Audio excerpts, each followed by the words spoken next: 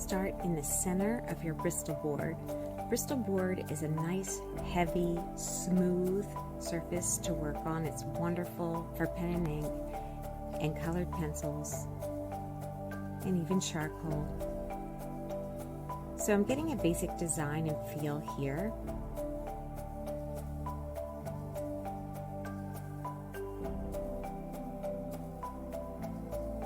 Start to figure out where the flow of the waterfall will be, and then the boulders you can start to form also. It doesn't have to be exact right now, you just want to get a basic outline.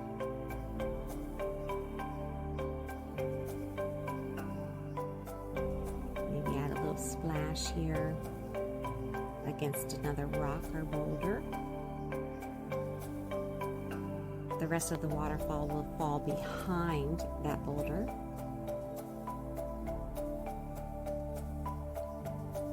Rocks are rough, so you want to do a scribbling technique, circles, lines, real quick. You can use a blending stick to smudge out your boulder. Then add more lines and see where you are, see how dark you need it to be. There should be darks and lights on the boulder, again showing that rough texture.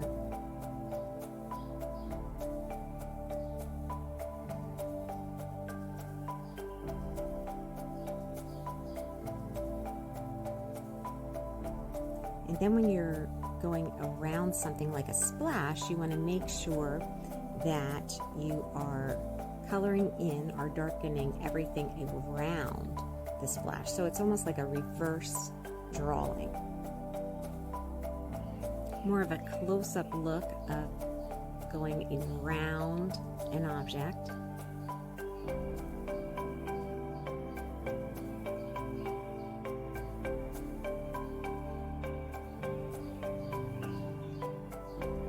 Now this pencil is a 2B. It's a soft lead pencil.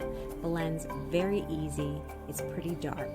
I am going to add a charcoal with this drawing, and what you'll see there is the 2B has a bit of a shine to it, and the charcoal will not easily cover up the pencil, so then you will have two different textures.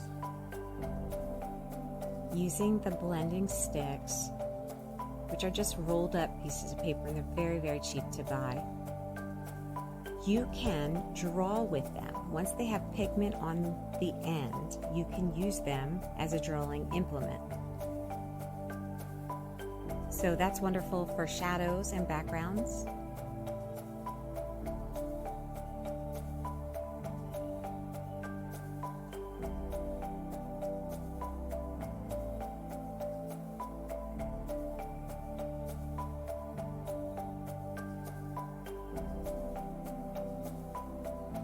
I decided to put some color on this. Sometimes I sketch and draw in black and white, but I thought with this it would be fun to have a bit of color in it. So I'm using 3 different blues and I'm alternating between them. Leave a lot of white in the water. The white in the water is going to show movement.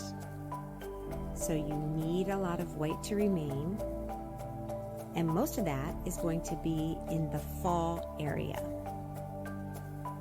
Up on top, you can create little divots, little waves, leaving some white, but not as much as your fall area. Starting on the bottom and going up, this will create more of a heavy fall at the top and less on the bottom.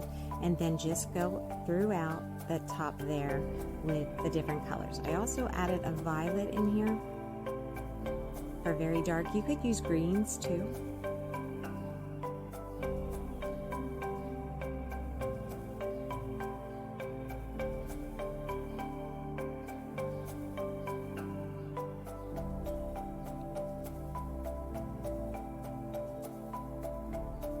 You do not have to add a charcoal, but I did. This is a medium soft charcoal.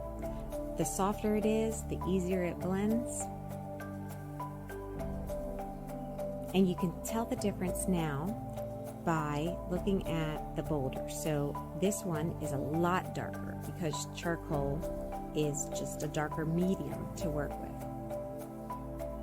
And I'm going to blend this out. Blending stick. You can also use your fingers for blending. I do it a lot.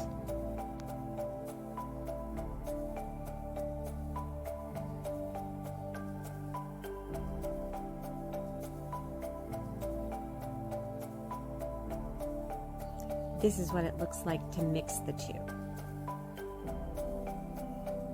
So even if I'm using the same amount of pressure on my pencils, the charcoal is just naturally going to be darker. Now the thing about that is the charcoal will not, you can try to go on top of your pencil, but it will not cover it.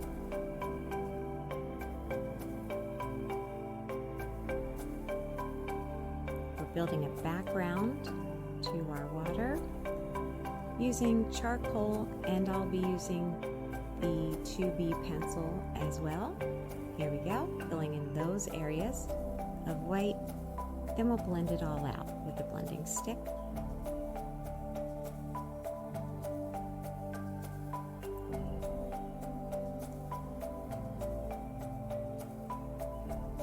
Gives it a little more dimension when you're using the two different mediums. Technically, it's a third because we are using the blending stick as a drawing tool. And then the color pencils are an added fourth different medium in here. So it's a mixed medium. I'll show you the example of using my fingers a lot to get some background in here and blending. Do some loose sketching also. Just getting a feel for how we want this wall to be. I don't want it too symmetrical. So this side's going to be a bit wider. Again, mixing charcoal and soft pencil and blending.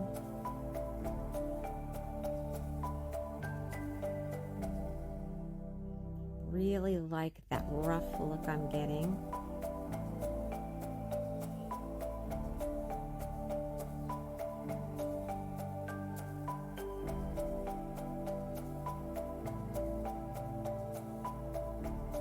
Moving the water along to this side.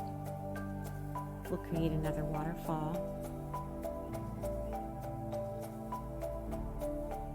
Remember, your curved lines in this background is giving it movement. Very easy way to create movement in water.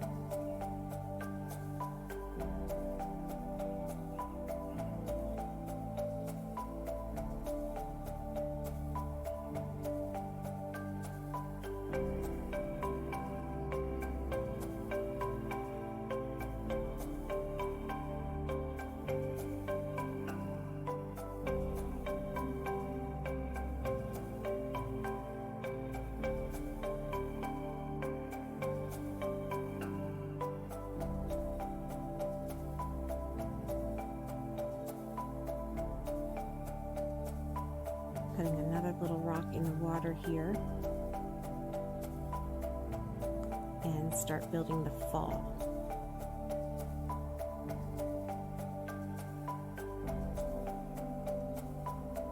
Again, you want to leave most of the white at the top of the fall, and at the bottom we're going to start making this area the splash zone where it connects to the water.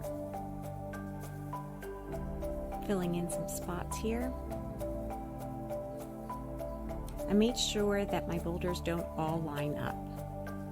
So that one's back a little bit, this one is forward. To make it more believable, also go darker with your colors and underneath the boulders. because the boulders keep going beneath the water, so you have to show some depth there. So your darker colors will work for that. And then curves around where the falls meet the bottom water. Just building up the intensity of the blues in here.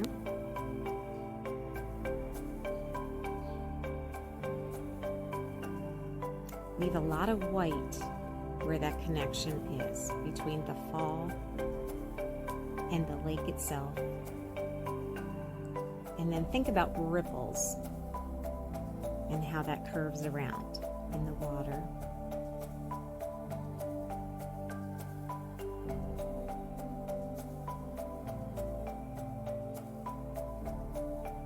Another important tool to have are these kneading erasers.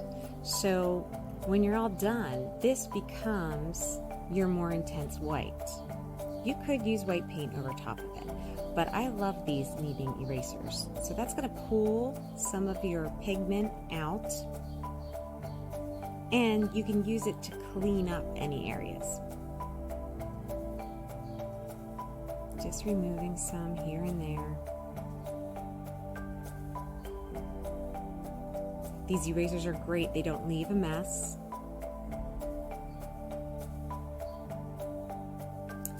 Here I'm adding a black acrylic paint with a lot of water mixed on my brush, just because some of these rocks I feel need a little more definition. So this will give me that definition I'm looking for. You do not have to do this, but I felt like it needed a little more definition in the cracks, more shading, shadowing around the rocks.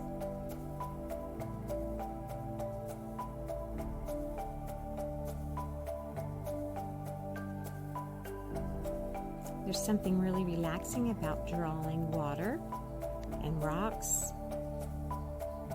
Give it a try the different techniques and see what you think.